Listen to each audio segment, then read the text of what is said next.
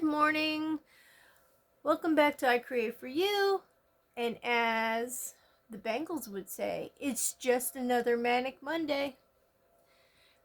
I'm going to tell you a ghost story out of the Civil War ghost stories called Ghosts of Fredericksburg. After the lost opportunity of Antietam, President Lincoln removed General McClellan from command of the Army of the Potomac and replaced him with Major General Ambrose E. Burnside, who until then had commanded 9 corps. Burnside was a surprising choice as he had done little to distinguish himself in the war so far. However, he had proved himself to be loyal to his superiors, dedicated to the war effort, and free from political associations.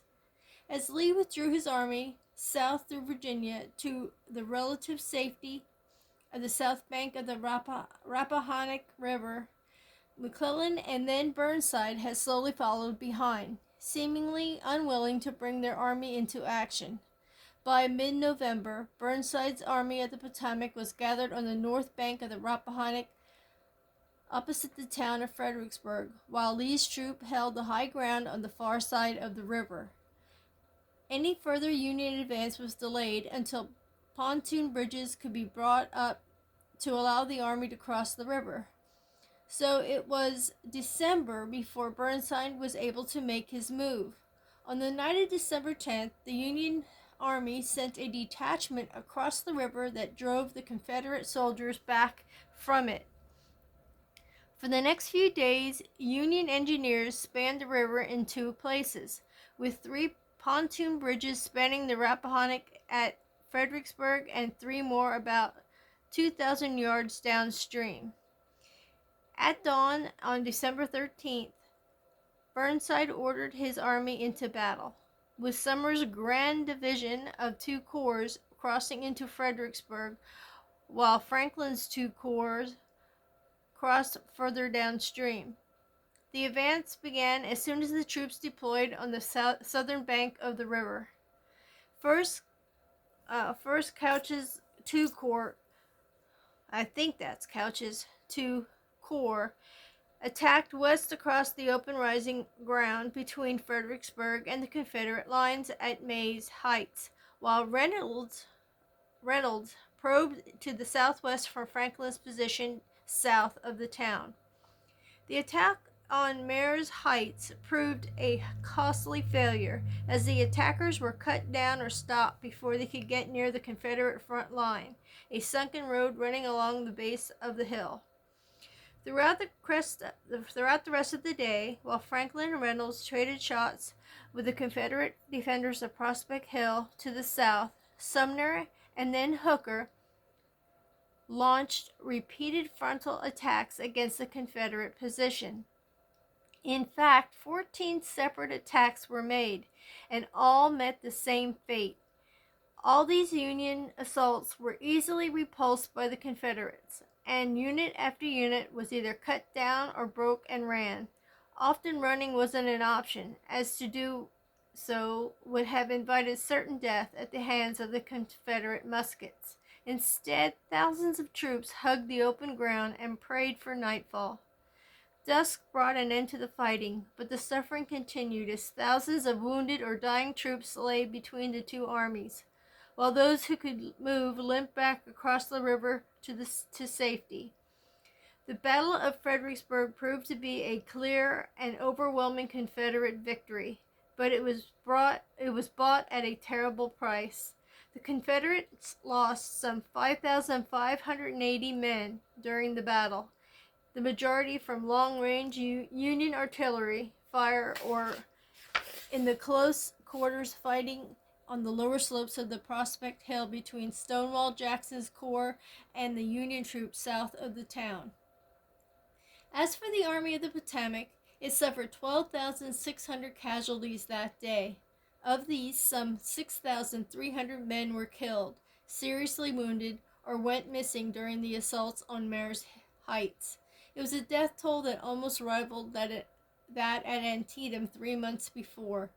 It also ensured that Robert E. Lee's army would survive through the winter, and its morale was buoyed by victory. Like so many Civil War battlefields, it is extremely easy to stand in certain spots and imagine what went on during the battle. Even though modern houses cover the ground to the east of the sunken road, the National Park Service has preserved enough of the Confederate position to allow visitors to gain an impression of what the scene would have been like. For some people, the past has very much come alive. The Willis House in Fredericksburg was built in the 1740s by John Allen, a Scottish-born merchant, and it remains one of the few houses to survive both the American Revolution and Civil War. The property on Princess Anne Street was added to over the years. Its present name was derived from its post-war owners, and members of the Willis family have lived in the house since the turn of the 19th century. On December 11th, General Burnside ordered the Union guns across the river on Stafford Heights to bombard the town in an attempt to drive out Confederate sharpshooters who were harassing the Army's bridging engineers. The town soon lay in ruins, and hundreds of residents fled for their lives towards the main Confederate lines to the west. Surprisingly, the Willis House emerged largely unscathed, and when the Union Army crossed the river in force on December 13th, it remained one of the few buildings that had not been reduced to charred ruin. According to the Willis family, a young Union soldier entered the house that morning, but while he was hiding from enemy fire behind one okay, they didn't write this right. But while he was hiding from enemy fire behind one double doors in the deck hall, a bullet ripped a splinter through the door at chest height and killed him. The hole was later plugged, but traces of the damage can still be seen today. The soldier was later buried in the garden. During the 1920s, Mrs. Marion Willis was living in the house together with her cook, Nanny. The family claimed that on several occasions, Nanny saw the young soldier enter the house from the porch through a side door, then either disappear or move up the stairs. When she first saw him, she thought it was her employer's younger brother, but when she looked closer, she saw the youngster wore a Union uniform. The two women eventually nicknamed him Yip the Yank. Eventually, Nanny decided to take matters into her own hands and try to lay his soul to rest. She went to the side of the grave in the garden and prayed, then tried to persuade his soul to rest in peace and that a corner of a garden in Fredericksburg was a perfectly suitable resting place for him, even though the grave remained unmarked and the soldier unidentified. The ghost was never seen again. Others have reported strange happenings in the town that boasts that it is the most historic city in America. Many residents claim to have heard the sounds of men's alarmed voices, although nobody could be seen. Others report hearing bullets whiz past them in the street. Ooh, that'd be scary. Sounds like they live in a part of Reading here in Pennsylvania. As one resident put in, one thing that you may have several people verify is the bullets. There is a phenomenon where bullets come up through the streets. I haven't found one yet, but I was with my neighbor as they found one. A few have even seen groups of men marching in Civil War uniforms or advancing in skirmish lines through the streets. It was thought that these soldiers were reenactors until they vanished into thin air. Residents in the area at the foot of Mares Heights, where the main Union attacks were made, have also reported seeing things, as one resident recalled. Now this is going to be kind of hard for me to read because they have these all faded out for some reason. I now live one house from the corner of William Street. From the corner of Willow Street and Sunken Road. As you might know, this was the site of a horrific battle where hundreds of Union soldiers were killed trying to rush the natural cover of the sunken road. The area is also called Mares Heights. On one occasion, I have seen what I believed to be a soldier stumbling, maybe wounded, back down the hill.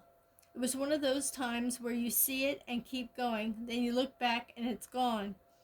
I seem to recall seeing a young man in the clothes of the soldier in what I would call a haze. Another time I was riding a scooter down Sunken Road toward Lafayette Boulevard.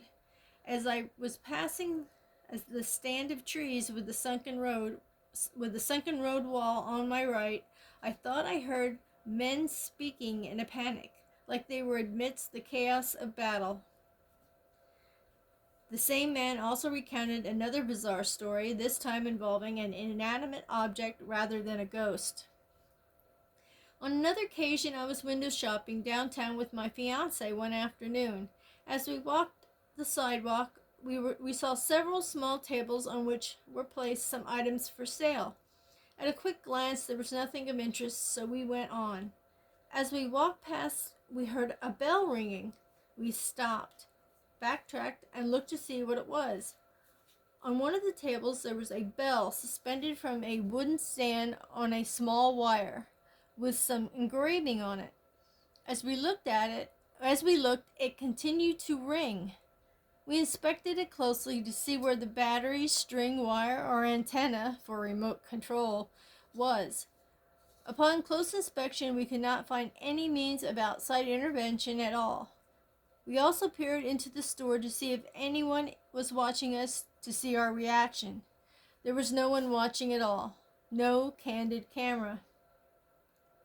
It is all too easy to dismiss the testimony of one man when it comes to supernatural experiences, but the problem with Fredericksburg is that numerous residents have had similar experiences. The difficulty comes in determining who is genuine in retelling what they saw or heard and who is simply a crank. For example, the following account can be interpreted either way. In 1749, Man Page, a member of Virginia's House of Burgesses, built a mansion called Mansfield, a mile and a half south of the town. During the battle, it lay within the enclave occupied by Franklin's Grand Division, and although the property survived the battle without suffering much damage, it was badly damaged by a fire a year later. Today the building is in private hands, sitting within its own wooded grounds, just off Tidewater Trail, next to the Fredericksburg Country Club. During the battle, the building served as both a headquarters and a casualty station, and it was later reoccupied by Confederate troops, who maintained an outpost there throughout the spring of 1863. Over the years, several locals claimed to have seen the ghostly apparition of a group of Confederate soldiers in the grounds of the house. Although, according to the local ghost tour staff, the bulk of these reports were made by one particular lady during the 1980s, a neighbor who had declared that she had psychic and clairvoyant powers. She claims that she repeatedly saw a group of Confederate riders dismounted and either standing guard around the house itself or tending to their horses tethered in the trees. The accuracy of her claims cannot be verified, since it proved impossible to trace the lady. Was she just a cranky old lady, or did she really see something few others could share?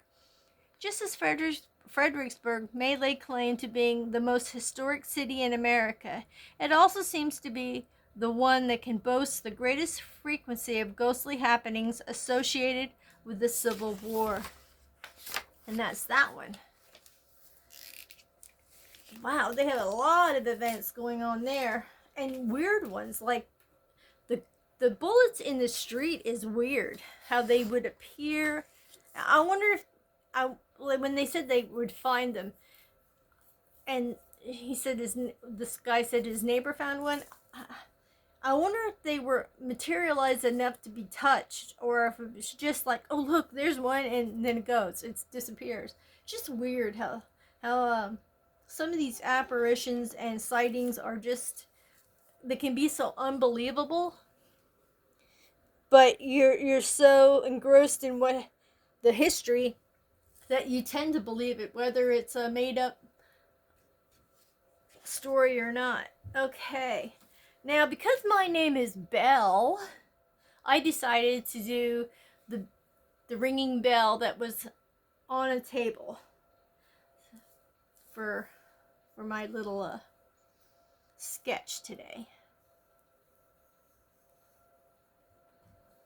Alright.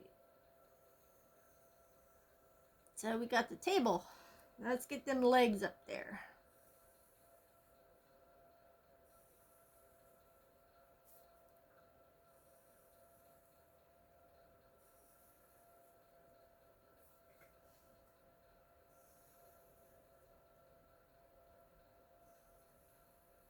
Ooh, that was a funky looking leg.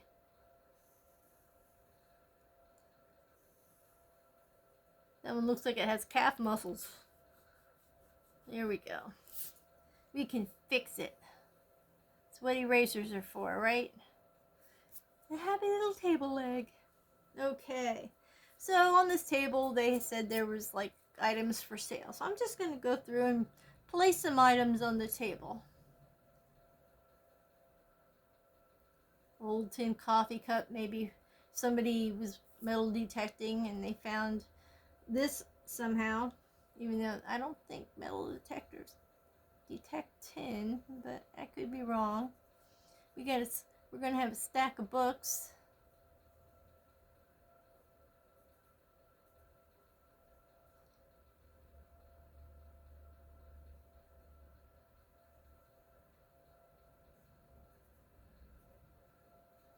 Okay, maybe we'll have like a vase here.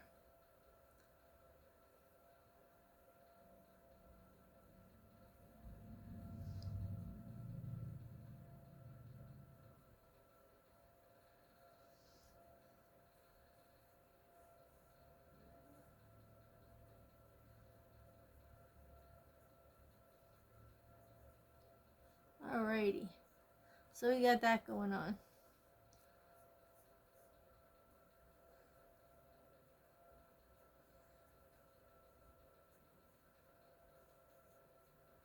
Alright, now let's get to this bell that's supposedly on a wooden rack here.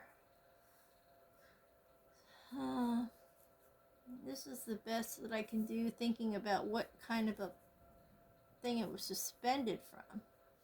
So we have that, and we're going to have like a little piece of wire that comes around here, and we're going to put it through the hole in the top of the handle of this bell, because it's going to be a hand bell. That's what I'm thinking. If they could suspend it with a wire. I'm just going to say it's this. And we're going to give it a little motion so it makes a little noise. And just stare at that a minute. Just look at that. And what do you think?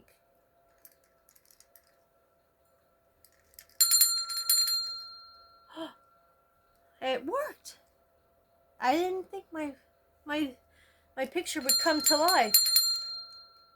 And it's still ringing. Huh. That's pretty awesome. Imagine that. Even in a picture. The magic of imagination or of ghost stories come to life. I hope you enjoyed this little sketch and this little story. Had a little rough bumps on some of them words, and like I say before, I don't really read it through. I just skip to the back to see what kind of sketch I could come up with for one or more of the occurrences and sightings and whatnot. And I just picked this because of my last name, and just to be sure. It reminds me of that show that I used to watch, Fact or Fiction. Was this true or was it false? I used to like watching that show and trying to guess it, and then seeing at the end if I was right or not. I don't know if any of you guys have ever seen that show on TV.